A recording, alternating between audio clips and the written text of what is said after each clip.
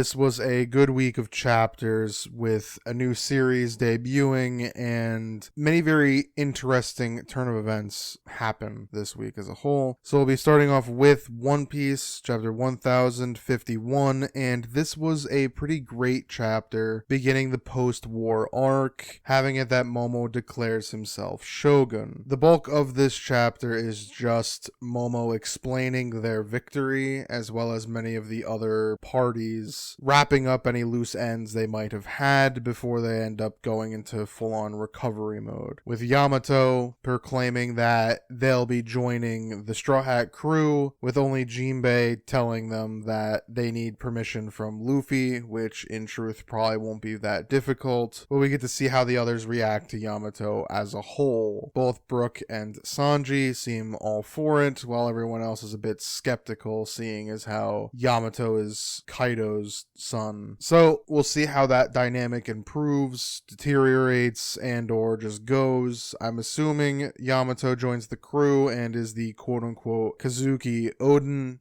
of this Pirate King's crew, and it'll be very funny to see how the whole dynamic of the crew shifts. We then go to the Flower Capital and see the 9 red scabbards, with several missing, or one really. Go and reintroduce Momonosuke, and we see everyone react to Kinemon being alive, and everyone else who everyone thought was dead either years ago or relatively recently with Komurasaki. And we see then Momo's speech, which is telling everyone that Momo met powerful allies, and because of that they were able to defeat Kaido, and that from that day forth everything will be opened and freed, and there'll be no slavery, there'll be no paying for water, no dumping toxins in the rivers, and he'll make Wano into the paradise it should have always been, and proclaims that he'll do everything he can to do that. And then the narrator of One Piece, quote unquote, showed up and explained that Momo would one day be known as the great shogun of Wano, and so it seems as though Momo becomes a great leader. They also made a funny joke saying the handsome young man of 8, meaning he hasn't aged, but physically he is where he would have been if he hadn't time traveled, which I think is a fairly funny dynamic. We'll end up seeing how all of that ends up going. He could be good in that vein of having a quote-unquote young heart and making decisions based off of the limited experience he has. Again, I don't think they'll be opening the borders anytime soon until Momo feels Wano is fit to be seen from the outside world, and I could see a struggle with the Straw Hats, maybe if they care about opening the border or not, but that remains to be seen. We'll have to see how that goes in the future, but for now we get Momo as leader, as Shogun of Wano, and the beginning of the recovery phase, with everyone healing, everyone potentially moving on, the Straw Hats healing, and everything in between. So the next few chapters should be pretty great, weaving back and forth between the healing of the Straw Hats to the rest of the world news and how everything's progressed in the months they've been in Wano. So overall, I think I'll give this chapter an A. It was pretty good seeing the proclamation of Momo, as well as seeing that Yamato has more or less joined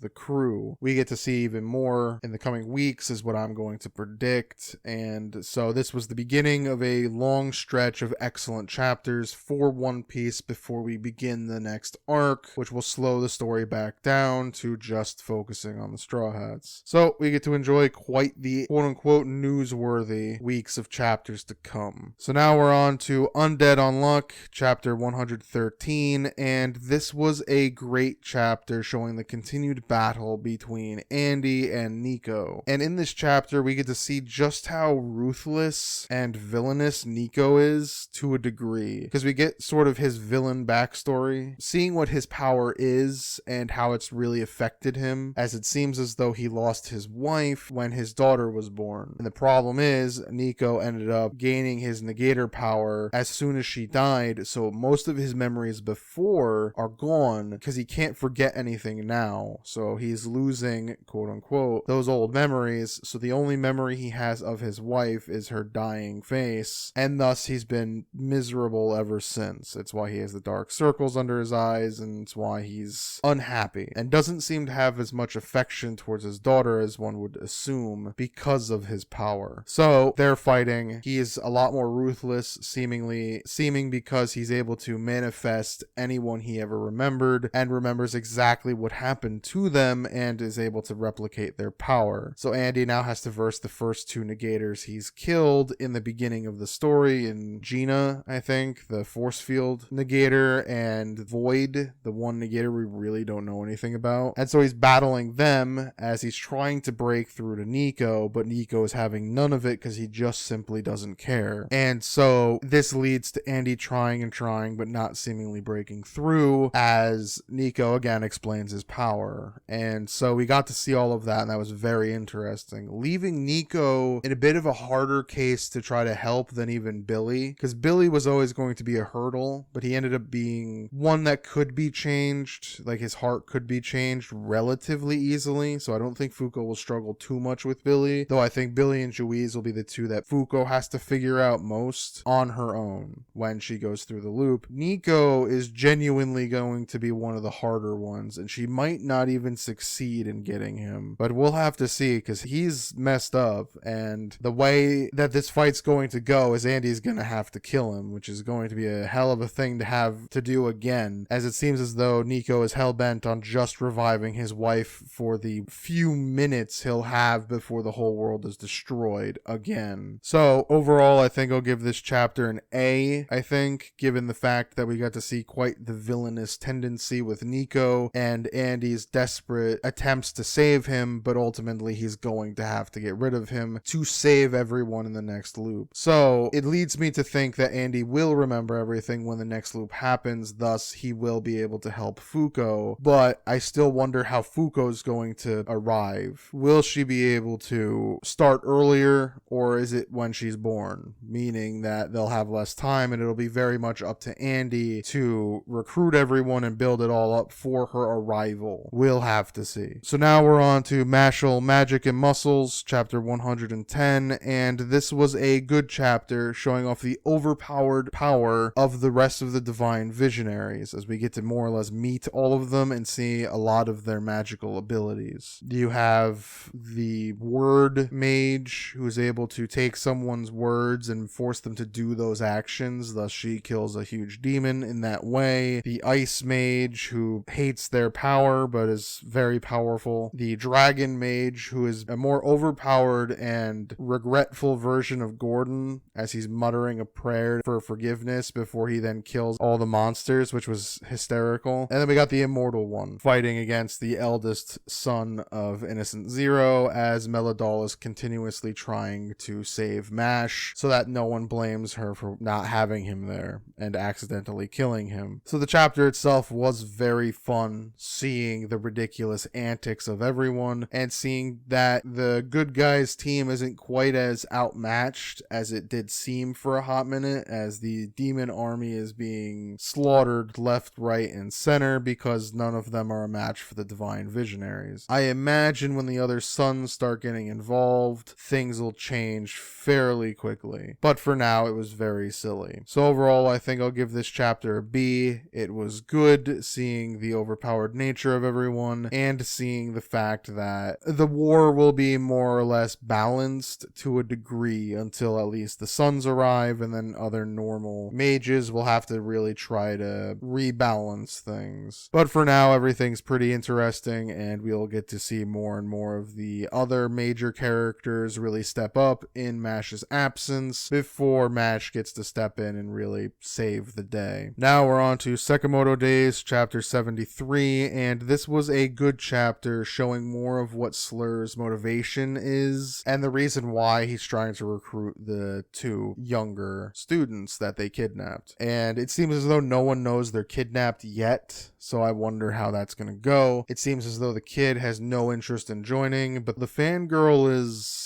not as openly rebellious. Maybe she doesn't feel the need to be rebellious, but the kid is very much anti what's going on here. And the rest of Slur's men are ridiculous, from the director guy to the deer head to two new characters that seemingly are brothers, I think.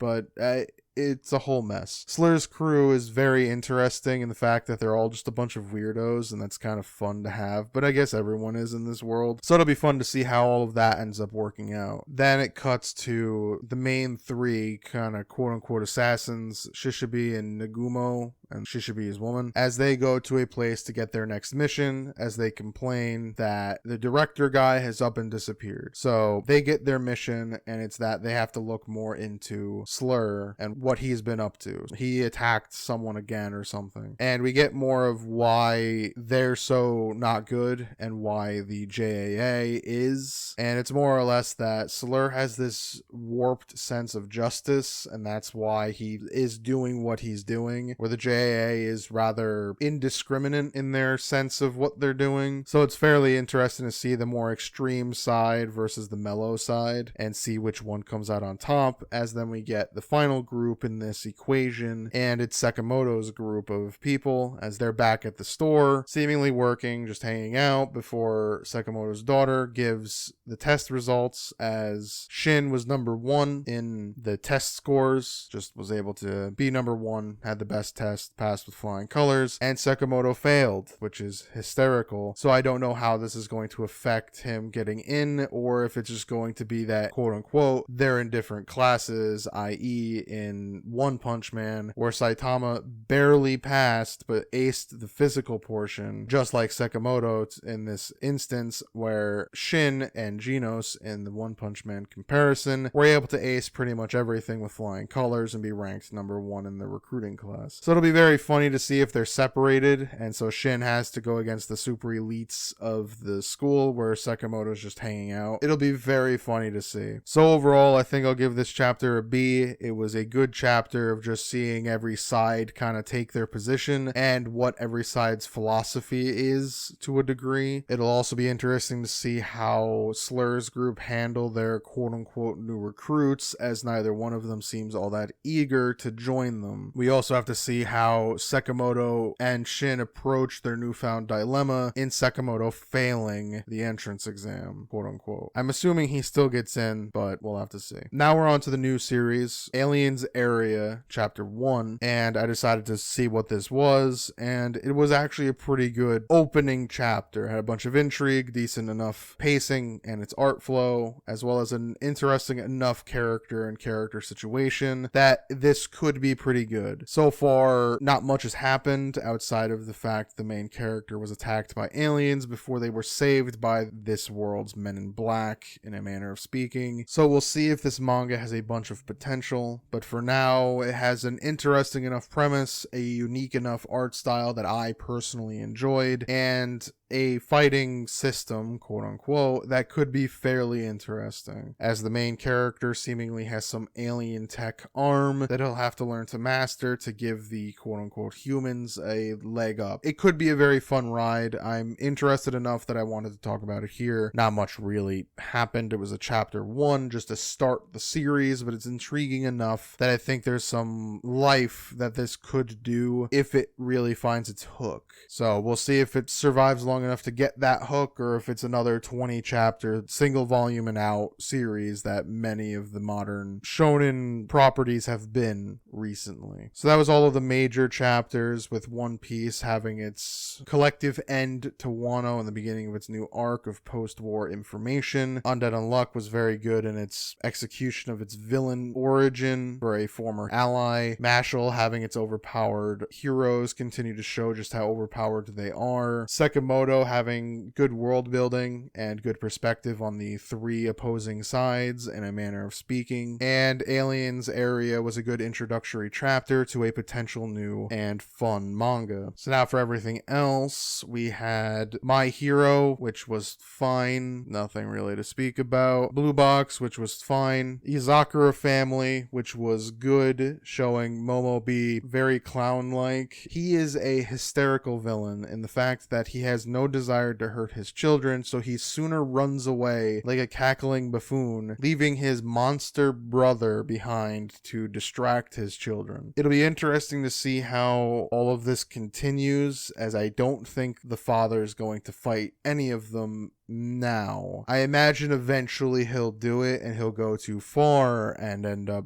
doing something he'll regret and try to bring them back to life like he's doing with his wife. But for now, it looks like he's just going to keep doing hit and run tactics, like psychological warfare of showing up randomly and then running away, which would be hysterical. The Elusive Samurai was good as they got their major victory and more of the war is starting to really get underway. So the next few chapters should be fairly exciting as it looks like things are going to really hit the fan soon as the main god, quote unquote, character is seemingly going to take the field for the first time I think we've ever seen in this series. So it should be very interesting to see where the series goes. P times 6 was interesting to see how the Lucky and his eldest brother dynamic is, and well, eldest brother as in the biggest threat one, the one I consider quote unquote the oldest. He's the most polished of them. He seems to have his pianist skills very much figured out and is the most talented of the siblings, and so Lucky's mentor plans on seeing how this competition rolls, because we'll find out whether Lucky really wants to be a pianist or if it was more or less a hobby, a love he has but clearly not something he can really push forward with if he can't find the passion and love he'll need to traverse the territory. So the next few chapters should be pretty good to see how he handles the most powerful foe he'll go up against outside of his father. So these should be pretty fun. Doron was good, showed the quote-unquote conclusion to this fight here with some very powerful moves, and we should see how the villain responds. He's most likely going to run away, but we'll have to see if he actually does or if he tries to fight them again.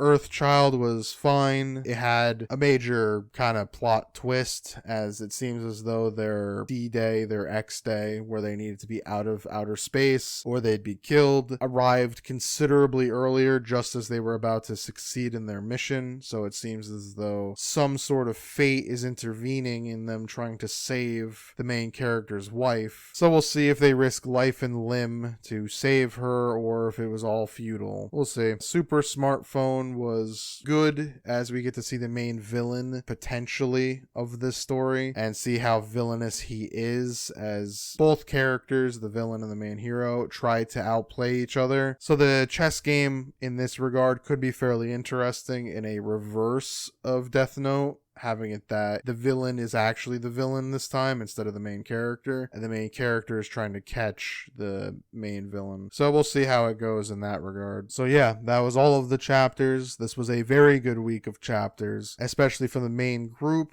as I think they were all pretty excellent and showed a lot of the different power struggles going on in the series, from One Piece having its own power struggle be one, but ultimately we'll have to see how the world government reacts to these events and see what other problems are happening. Again, Undead Unluck with its own internal power struggle between Nico and Andy, Mashle having its battle, the ideological fight in Sakamoto Days, and then a bunch of the others had just physical fights. It was a good week of chapters overall. So if you enjoyed this video, please leave a like, and as always, thank you for watching.